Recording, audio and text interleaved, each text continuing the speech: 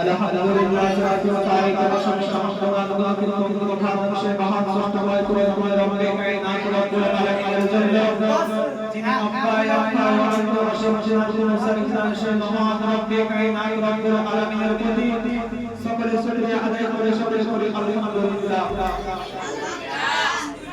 অতঃপর সাজ্জাদুল মুরসালিন নবীর নবীর মানুষের গরিবের রহমতের আশিকিন মুরাদুল মুসলিম রাহমাতুল লিল আলামিন নূরে মুজাসসাম রাসূলে আকরাম শাহরে জয়কার সাহেবে নবী কলাম মালিক ওয়া যিনি মক্কার সরদার মালিকের তাজদার সৈয়দে আমিরাত ও আখিয়ার গুলশান ফজলে বহার নবী ও সরদার দোনো জাহানিকা কে গাইডে যাবে যিনি মা আমিনার লাল আব্দুল্লাহ দুলাল জামার যদি মদিনার গতি ওনাকে না চিনলে হয়ে যায় ইমামের গতি যে নবী মুস্তাফা কে সৃষ্টি না করলে আজ আসমান ও জমিন পাহাড় পর্বত নদী কাটায় 18000 মানুষকে সৃষ্টি করা হতো না।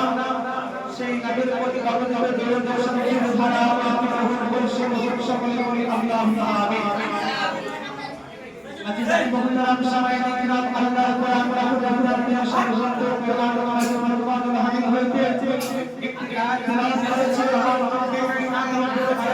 বলে ওয়া মা আরসালনাকা ইল্লা রাহমাতাল লিল আলামিন আল্লাহু রাব্বুল আলামিন আমি দুনিয়ার ভিতরে দরুদ করতাম না যদি ওয়া পাঠিয়েছে সারা বিশ্বের রাহমাতাল লিল আলামিন করে পাঠিয়েছি। আজিজান মুহতারাম সামাইয়ে দয়াল নবী মুস্তাফা সাল্লাল্লাহু আলাইহি ওয়াসাল্লাম কে আল্লাহ রাব্বুল আলামিন দুনিয়ার বুকে প্রেরণ করলেন সমস্ত জিনিসের রহমত করে যেমন আপনার ও আমার প্রতি যে রকম রহমত আছে রকম পশু পাখি রকমীয় সেই রকমের রহমত হাদিস পাকের ভিতরে এসেছে তালাবুল ইলমি ফারিদাতুল ওয়ালা আলাল মুসলিমিন ওয়ান্তাব প্রত্যেকটি নর ও নারী অর্জন করা হলো ফরজে আইন।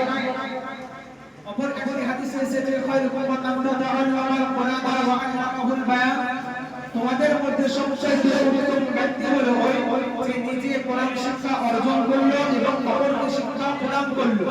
আজিজানে মুহতারাম সামাইয়ে কিরাম আজকে আমরা এই কোরআন শিক্ষার উদ্দেশ্যে আজকে এই মাদ্রাসাতে এসেছি। হযরত আলী মুর্তজা সিরাজুল্লাহ হায়দারে কোসা মুশকিলে কাররা আল্লাহু তাআলা ওয়াজহুল কারীম থেকে হাদিস বর্ণিত রয়েছে। হযরত আলী মুর্তজা সিরাজুল্লাহ মুশকিলে কাররা রাদিয়াল্লাহু তাআলা আনহু তিনি বলেন যখন কোনো মানুষ দ্বীন ইসলামের জ্ঞান অর্জন করার জন্য বাড়ি থেকে বের হয়ে যায় অর্থাৎ বাড়ির বাইরে থাকে যতক্ষণ পর্যন্ত সে দ্বীন ইসলামের খিদমতের জন্য দ্বীন ইসলামের জ্ঞান অর্জন করার জন্য যেই সময়তে সে বাড়ির বাইরে থাকে তো ওই সময়তে সে জিহাদের ময়দানে থাকে আর ওই সময়তে সে যদি ইন্তিকাল করে আল্লাহ পাক আল্লাহ তাআলা তাকে শহীদের দরওয়াজা আজিজানে মুহতারাম সামাইয়ে কিরাম শহীদের দরওয়াজা যদি পাই তাহলে কি লাভ আছে কি ফায়দা আছে। রাসূল করিম সাল্লাল্লাহু তাআলা আলাইহি ওয়াসাল্লামের একজন সাহাবী ছিলেন একজন সাহাবা ছিলেন যে জীবনে কোনোদিন নামাজ পড়ে জীবনে কোনোদিন রোজা করে জীবনে কোনোদিন হজ করে জীবনে কোনোদিন তাসবিহ করে জীবনে কোনোদিন ইবাদত করেন ও আমার রাসূল করিম সাল্লাল্লাহু তাআলা আলাইহি ওয়াসাল্লাম তাকে জান্নাতি বলে ঘোষণা করে দিয়েছে। আজিজানে মুহতারাম সামাইয়ে কিরাম এখানে প্রশ্ন উঠতে পারে এটা কিভাবে সম্ভব হতে পারে যে নামাজ না পড়ে রোজা না করে হজ না করে যাকাত না দিয়ে তাসবিহ না করে ইবাদত না করে তাকে কিভাবে জান্নাত যেতে পারে। রাসূল করিম সাল্লাল্লাহু তাআলা আলাইহি ওয়াসাল্লাম তাকে জান্নাতি ঘোষণা কি করে করলেন হাদিস পাকের ভিতর এসেছে as-সালাতু মিফতাহুল জান্নাহ নামাজ হলো জান্নাতের চাবি তাহলে সে নামাজ না পড়ে কেমন করে জান্নাত যেতে পারে চলুন একটু বলে দিই। রাসূল করিম সাল্লাল্লাহু তাআলা আলাইহি ওয়াসাল্লাম মক্কা শরীফে ছিলেন 53 বছর আর মদিনা শরীফে ছিলেন 10 বছর। নবী আমার জীবনে যতগুলো যুদ্ধ করেছিলেন সমস্ত যুদ্ধ কিন্তু মদিনা শরীফে করেছিলেন। নবী আমার জীবনে কতটা যুদ্ধ করেছে জানা আছে ভালো? নবী আমার বড় বড় যুদ্ধ করেছিলেন 19টা আর ছোট আর বড় মিলিয়ে টোটাল যুদ্ধ করেছিলেন 66টা। নবী আমার 70 হিজরিতে একটি যুদ্ধ করেছিলেন যেই যুদ্ধের নাম ছিল জঙ্গে খাইবার যেটা বর্তমানে ফিলিস্তিনে অবস্থিত যেই জায়গাটা আজকে বর্তমানে ফিলিস্তিন ওই জায়গাতে নবী আমার তৎকালীন যুগে যুদ্ধ করেছিলেন। যেই যুদ্ধের নাম ছিল জঙ্গে খাইবার। সেই যুদ্ধ করেছিলেন ইহুদিদের সঙ্গে। কিসের জন্য? সেই সময়তে বড় বড় ইসলামের 8টি কেল্লা ছিল। সেই কেল্লাকে দখল করা নিয়ে ইহুদিরা ওই কেল্লাকে দখল করতে চেয়েছিল। ওই কেল্লাকে দখল করা নিয়ে নবী আমার যুদ্ধ করেছিলেন ইহুদিদের সঙ্গে। যেই সময়তে ইহুদিরা যখন যুদ্ধ করার জন্য প্রস্তুতি হচ্ছিল, রেডি হচ্ছিল, তৈরি হচ্ছিল, ওই ইহুদিদের বাড়িতে একজন রাখাল ছিল। ওই রাখালটি জিজ্ঞাসা করলেন, বলে তোমরা কাদের সঙ্গে যুদ্ধ করবে? ওই রাখালটিকে যখন এই কথা বললেন, ইহুদিরা তখন বলল, আমরা যুদ্ধ করব আব্দুল্লাহর বেটা মুহাম্মাদের সঙ্গে, আমরা যুদ্ধ করব। যখন এই কথা বলা, ওই রাখালটির মনের ভিতরে এমনই নবী মুস্তাফার ইশকের বাতি জ্বলে উঠেছে যে ওই রাখালটি আর বাড়িতে থাকতে পারলেন না, বাড়িতে থাকতে পারছেন না। কেমন করে নবী মুস্তাফার সঙ্গে দিদার করবেন সে উপায় খুঁজতে লাগলেন। যখন কোনো উপায় খুঁজে না পেলেন, ওই রাখালটি তখন বাড়ি থেকে ছাগলগুলিকে বের করলেন আর নবী মুস্তাফার কানপুর কাছে গেলেন।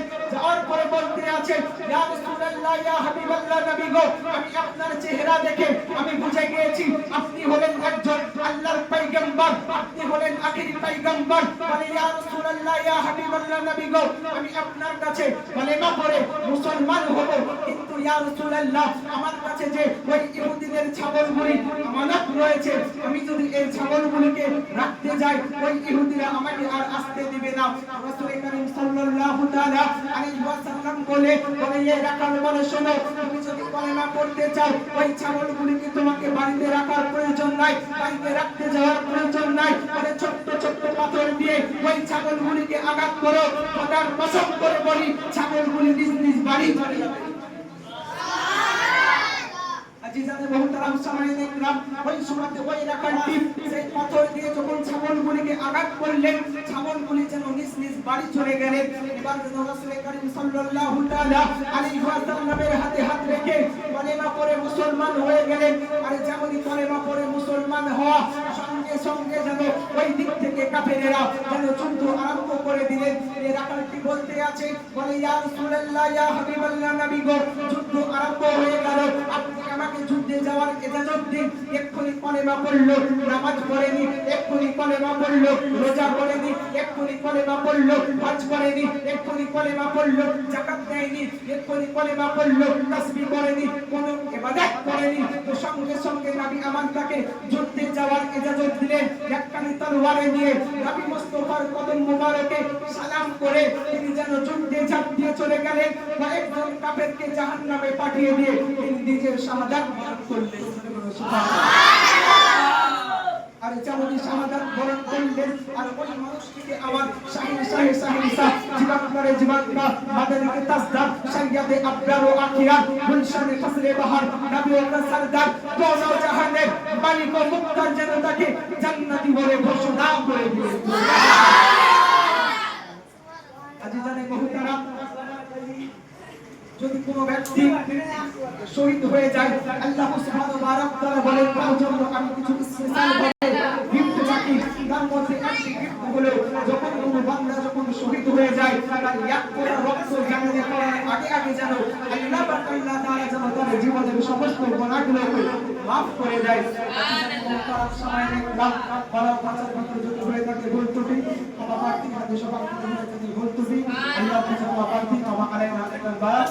আসসালামু আলাইকুম ওয়া রাহমাতুল্লাহি ওয়া বারাকাতুহু।